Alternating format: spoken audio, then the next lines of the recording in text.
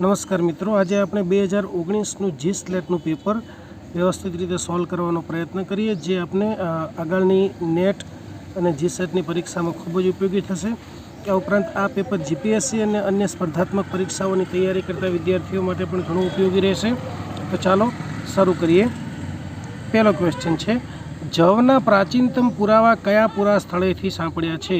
तो जवना प्राचीनतम पुरावा ए મહેરગઢમાંથી મળ્યા છે। આ મહેરગઢ એ પાકિસ્તાનના બલુચિસ્તાન પ્રાંતમાં આવેલું છે। અહીંથી ઈસવીસન પૂર્વે 7000ની આસપાસના જવના અવશેષો મળી આવ્યા છે અને આ મહેરગઢ છે એ નિયોલિથિક સાઇટ એટલે કે નવપાષાણ યુગની સાઇટ તરીકે ઓળખાય છે। પ્રશ્ન 2, નીચેનામાંથી કયા પુરા સ્થળનું સૌથી પહેલાં ઉત્ખનન કરવામાં આવ્યું હતું? તો સૌથી પહેલાં સોપારાનું ઉત્ખનન કરવામાં આવ્યું હતું ભગવાનલાલ ઇન્દ્રજી દ્વારા 1822ની અંદર, અને એની અંદરથી બૌદ્ધ સ્તૂપ મળી આવેલો છે।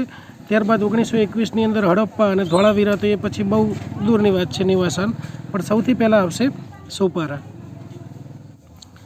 પ્રશ્ન 3, યજુર્વેદ, ઋગ્વેદ અને અથર્વવેદમાં ઉલ્લેખિત અંગિરસ શબ્દનો ઉલ્લેખ જે છે અગ્નિ માટે થતો હતો।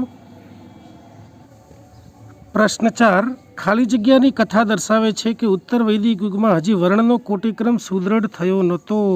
તો સત્યકામ જાબાલની જે કથા છે એના ઉપરથી આપણને ખ્યાલ આવે છે કે ઉત્તર વૈદિક યુગની અંદર હજી સુધી વર્ણનો કોટિક્રમ સુદૃઢ થયો। કોટિક્રમ એટલે કે જે વર્ણની ચડતા ઉતરતા ક્રમની વ્યવસ્થા છે ને, બ્રાહ્મણ, ક્ષત્રિય, વૈશ્ય, શૂદ્ર, એ પ્રમાણે હજી સુધી કોટિક્રમ સુદૃઢ થયો ન હતો।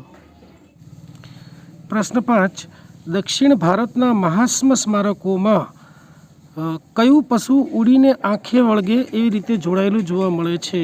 મહાસ્મ એટલે કે મેગાલિથ્સમાં તો ઘોડો જે છે એ દક્ષિણ ભારતના મહાસ્મ સ્મારકોમાં ઉડીને આંખે વળગે એ રીતે જોડાયેલું જોવા મળે છે। પ્રશ્ન 6, નીચેનામાંથી કયું 16 મહાજનપદોમાંનું એક ન હતું? તો જુઓ, મગધ પણ મહાજનપદ હતું, અશ્મક હતું, વત્સ હતું, પણ યોધેય જે છે એ ગણરાજ્ય હતું, એ મહાજનપદ નહોતું। પ્રશ્ન 7, અનાથ પિંડક વિશે નીચેના વિધાનો વાંચી સાચો વિકલ્પ પસંદ કરવાનો છે। પહેલું છે કે અનાથ પિંડકે જેતવન ખરીદ્યું, સાચું છે। બીજું છે તેઓ ભગવાન બુદ્ધના અનુયાયી હતા અને આ ઉપવન તેમણે ભગવાન બુદ્ધને અર્પણ કરવા માટે ખરીદ્યું હતું, એ પણ સાચું છે। ત્રીજું છે આ બાગ એમણે એની જમીન ઉપર સિક્કાઓ પાથરીને ખરીદ્યો હતો, આ પણ સાચું છે। એટલે કે 1, 2, 3 3 સાચા છે, એટલે બધા વિધાનો સાચા છે, એટલે જવાબ આવશે એ।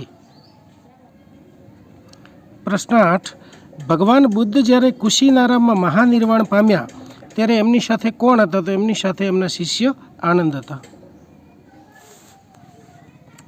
પ્રશ્ન 9, બૌદ્ધ ધર્મ વિશે નીચેનામાંથી કયા વિધાનો સાચા છે? પહેલું છે કે બોધિસત્વ એટલે બુદ્ધ બનવાની પ્રક્રિયામાં હજુ પણ બુદ્ધ ન બનેલા બુદ્ધ, આ સાચું છે, બરાબર। બીજું છે સામાન્ય મૈત્રેય ભાવી બુદ્ધ છે, આ પણ સાચું છે। ત્રીજું છે સામાન્યતઃ બુદ્ધની ડાબી બાજુએ મૈત્રેયનું નિરૂપણ કરવામાં આવે છે, જ્યારે જમણા હાથે અવલોકિતેશ્વર એટલે કે પદ્મપાણી દર્શાવવામાં આવે છે, આ પણ સાચું છે, એટલે ત્રણેય સાચા છે, એટલે જવાબ આવશે એ, બધા વિધાનો સાચા છે। પ્રશ્ન 10, ગ્રેનિક્સનું યુદ્ધ ઈસવીસન પૂર્વે 334ની અંદર લડાયું હતું, જેમાં સિકંદરને મહત્વપૂર્ણ વિજય પ્રાપ્ત થયો। તે યુદ્ધ કયા ઈરાની રાજા સામે લડાયેલું હતું? તો એ દરાયસ ત્રીજા સામે લડાયું હતું। પ્રશ્ન 11, અશોકના શિલાલેખ નીચેનામાંથી કઈ ભાષામાં નથી લખાયા? તો જો પ્રાકૃતમાં લખાયેલા છે, ગ્રીકમાં લખાયેલા છે, આરામાઇકમાં લખાયેલા છે, પણ સંસ્કૃતમાં લખાયેલા નથી, એટલે જવાબ આવશે ડી।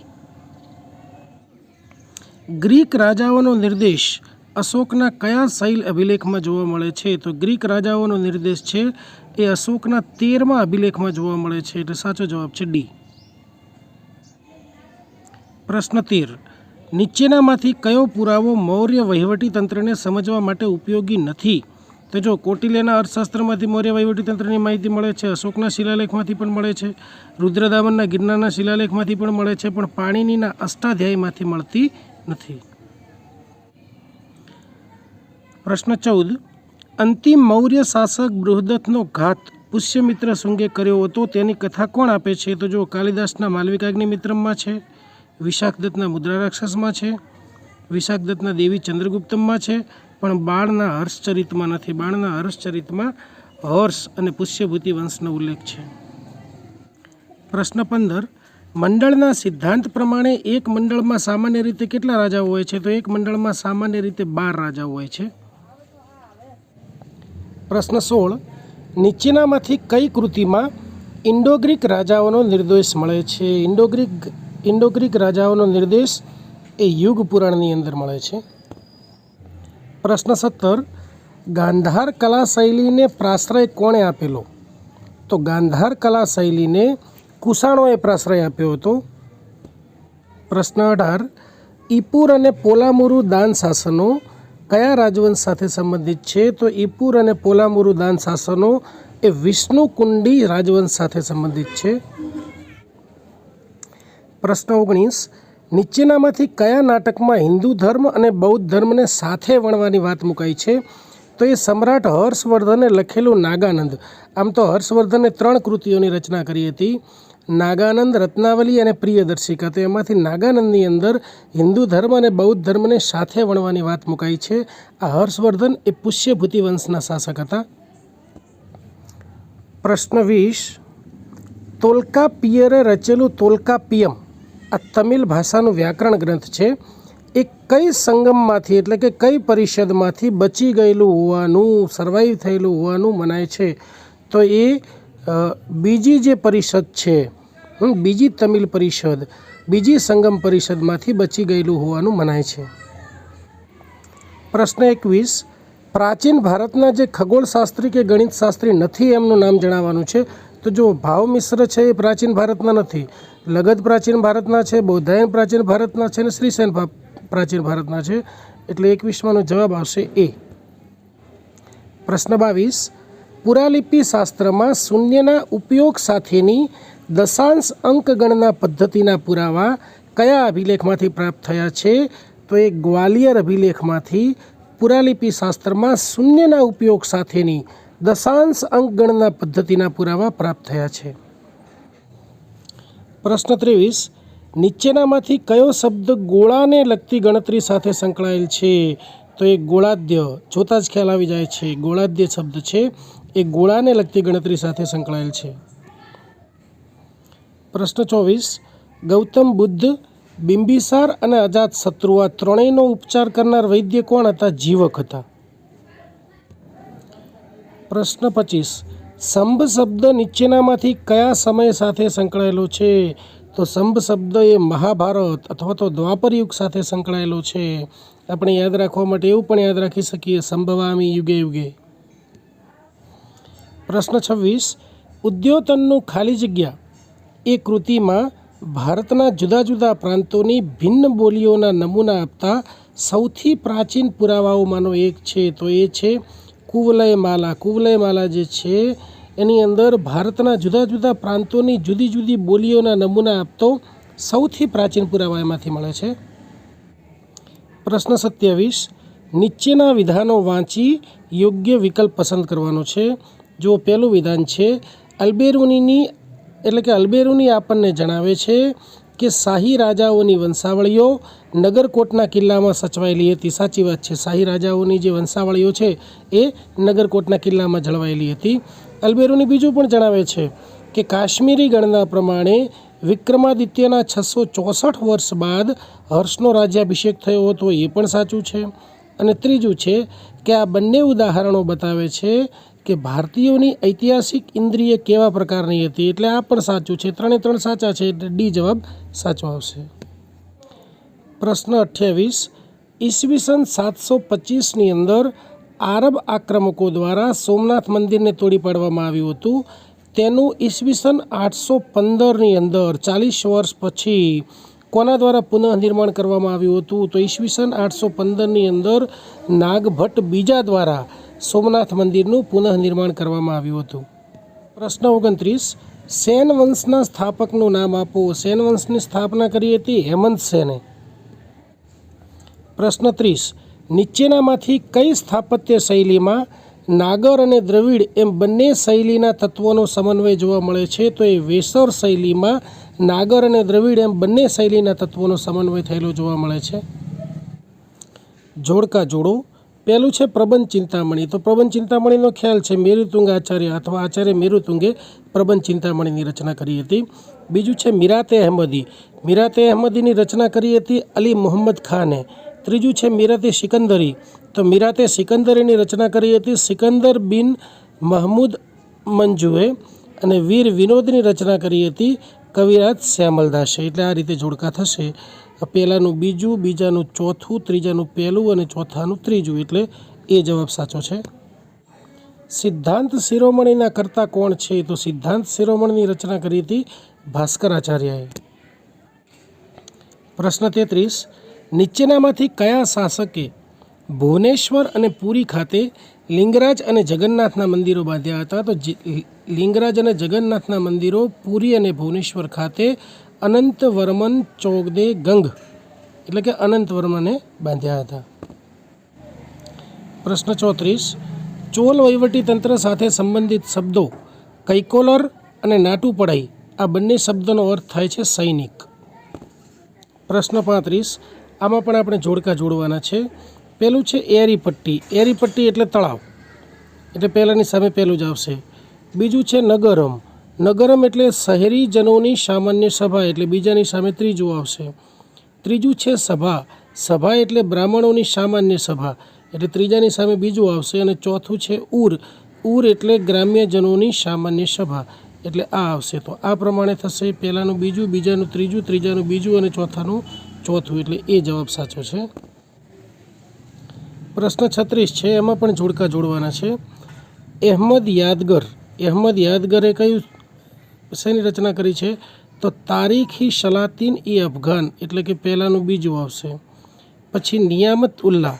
નિયામત ઉલ્લાહે મખઝન એ અફઘાન, એટલે કે આ પહેલું, બીજાનું પહેલું આવશે. ત્રીજું અબ્દુલ્લા.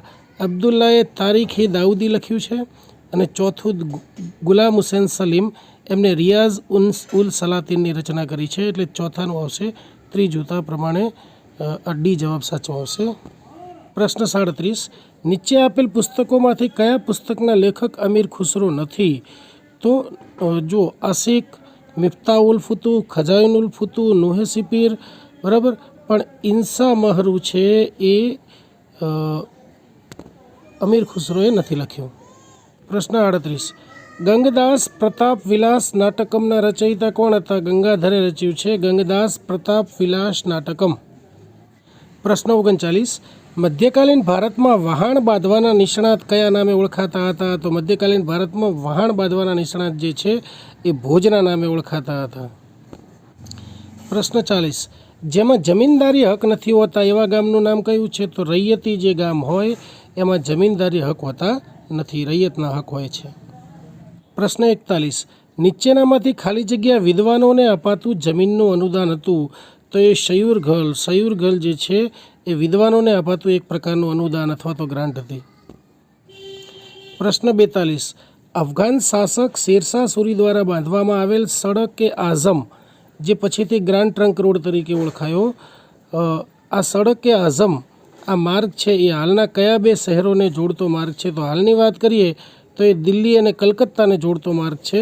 પણ જો આપણે એ સમયની વાત કરીએ તો એ સોનાર ગાંવ, બંગાળમાં સોનાર ગાંવથી કરી અને પેશાવર સુધીનો માર્ગ જે છે એ માર્ગ સડક એ આઝમ તરીકે ઓળખાતો હતો. પ્રશ્ન 43. બરીદ શબ્દનો અર્થ સલ્તનત યુગમાં શું થતો હતો? તો બરીદ એટલે ખબરપત્રી, ખબર આપે એ બરીદ. બરીદે મુમાલિક એવું આપણે કહેતા હતા ને અધિકારીઓનો. પ્રશ્ન 44. અમીર ખુસરો દ્વારા રચિત ખમ્સમાં ખાલી જગ્યા દ્વારા ચિત્રકામ કરવામાં આવ્યું હતું? તો ધર્મદાસ નામના ચિત્રકાર દ્વારા ખમ્સની અંદર ચિત્રકામ કરવામાં આવ્યું હતું. આ ધર્મદાસ જે છે એ ચિત્રકલામાં બહુ જબરદસ્ત પારંગત હતા. પ્રશ્ન 45.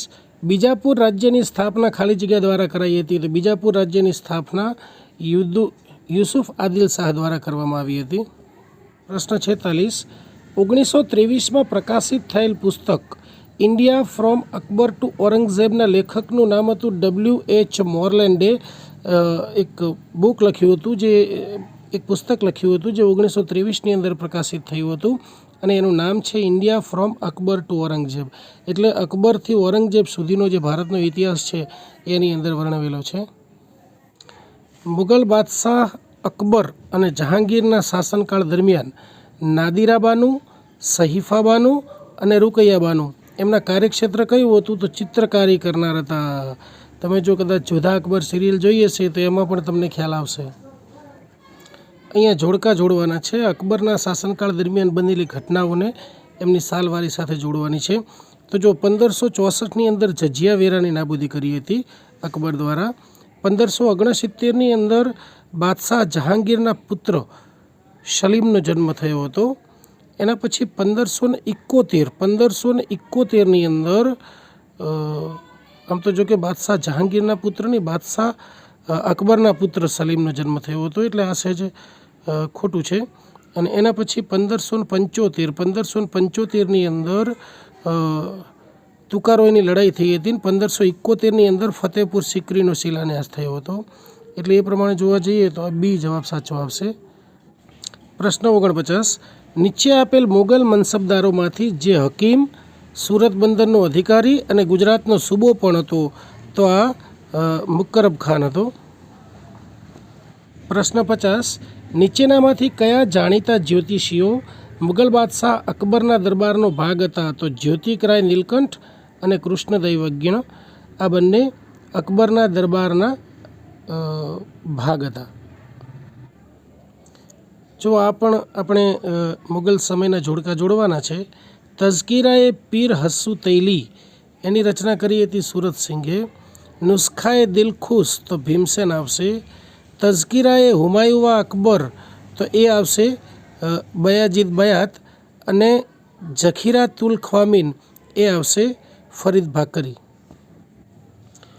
પ્રશ્ન 52, નીચેનામાંથી કયા સ્થળોએ પશ્ચિમી દરિયા કિનારા પર અંગ્રેજોની કોઠીઓ આવેલી હતી? તો એક તો વડોદરા આવશે, બરાબર, બીજું આવશે અમદાવાદ અને ત્રીજું આવશે સાલસેટ. એટલે 1, 4 અને 5 એટલે જવાબ આવશે બી. પ્રશ્ન 53, 17મી સદીમાં અંગ્રેજોને સુરતમાં માલ સામાનનો પુરવઠો પૂરો પાડનાર જાણીતું વેપારી કુટુંબ કયું હતું? તો તાપીદાસનું કુટુંબ છે. એ 17મી સદીમાં અંગ્રેજોને સુરતની અંદર માલ સામાનનો પુરવઠો પૂરો પાડનાર જાણીતું વેપારી કુટુંબ હતું. પ્રશ્ન 54, 1774માં કલકત્તાની જે સુપ્રીમ કોર્ટ છે એના મુખ્ય ન્યાયાધીશ હતા સર એલિઝા ઇમ્પી. પ્રશ્ન 55, સ્મૃતિ સાહિત્ય ઉપર આધારિત કાનૂનને શું કહે છે? તો માનવીય કાનૂન એટલે સ્મૃતિ સાહિત્ય પર આધારિત કાનૂન. પ્રશ્ન 56, રિંગ ફેન્સની નીતિ કોની સાથે સંકળાયેલી છે? તો રિંગ ફેન્સની નીતિ એ વોરન હેસ્ટિંગ્સ સાથે સંકળાયેલી છે. પ્રશ્ન 57, કોણે મૈસૂરના ટીપુ સુલતાનને વિશ્વના પ્રથમ યુદ્ધ રેકેટનો સંશોધક કહ્યો છે? તો એ આપણા ભારતના ભૂતપૂર્વ રાષ્ટ્રપતિ ડૉક્ટર APJ અબ્દુલ કલામે મૈસૂરના ટીપુ સુલતાનને વિશ્વના પ્રથમ યુદ્ધ રોકેટનો સંશોધક કહ્યો છે. પ્રશ્ન 58, થોમસ બેબિંગ્ટન મેકોલેએ પોતાની કારકિર્દી કઈ રીતે શરૂ કરી હતી? તે કાયદાના વ્યાવસાયિક નિષ્ણાત તરીકે. અને પછી લોર્ડ વિલિયમ બેન્ટિકના સમયની અંદર એમને શિક્ષણ ક્ષેત્રે સારા એવા સુધારા કર્યા હતા. પ્રશ્ન 59, કયો ભારતીય રાષ્ટ્રવાદી સૌપ્રથમ બ્રિટિશ પાર્લામેન્ટની અંદર ચૂંટાયા હતા? તો દાદાભાઈ નવરોજી સૌપ્રથમ બ્રિટિશ પાર્લામેન્ટની અંદર ચૂંટાયા હતા. પ્રશ્ન 60, કયા આદિવાસી નેતાને ઈશ્વરનો અવતાર માનવામાં આવતો હતો? તો બિરસા મુંડાને ઈશ્વરનો અવતાર માનવામાં આવતા હતા.